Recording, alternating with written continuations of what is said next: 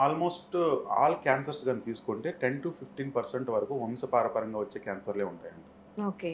Suppose ఒక patient ఒక 100 cancer పేషెంట్స్‌ని గాని మనం తీసుకుంటే, వాళ్ళకి ఏం అలవాటే లేకపోయినా, ఏ చెడు అలవాట్లు లేకపోయినా వాళ్ళకి క్యాన్సర్‌లు వచ్చినుంటాయి. హ్మ్. ఒక అరౌండ్ 15% వేసుకున్నాం వంశపారపర్యంగా. అవి ఓకే. కొన్ని క్యాన్సర్ స్పెసిఫిక్‌గా ఉంటాయి. హుహు. అన్ని క్యాన్సర్‌లు వంశపారపర్యంగా వస్తాయనేది ఎక్కడా లేదండి. కొన్ని స్పెసిఫిక్ క్యాన్సర్స్ ఉంటాయి. ఏవంటే అవి breast cancer, ovarian cancer, endometrial cancer, colon cancer, pancreatic cancer, prostate cancer.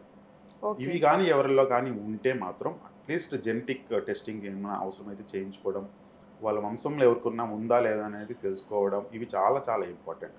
ఎందుకంటే వాళ్ళలో ఉంటే వాళ్ళకి మెయిన్ ఏంటంటే వాళ్ళకి ట్రీట్మెంట్ ఎలాగో చేస్తాం డిటెక్ట్ అయినప్పుడు. అవును. పిల్లల్లో వచ్చే అవకాశాలు కూడా ఉంటాయి. హ్మ్. ఇవి ఒకవేళ జెనెటిక్ కాజ్ అయ్యుంటే. సో వాళ్ళకి కూడా వచ్చే అవకాశాలు ఉంటాయి కాబట్టే వాళ్ళని కూడా టెస్ట్ చేసుకోమని చెప్తామనమాట.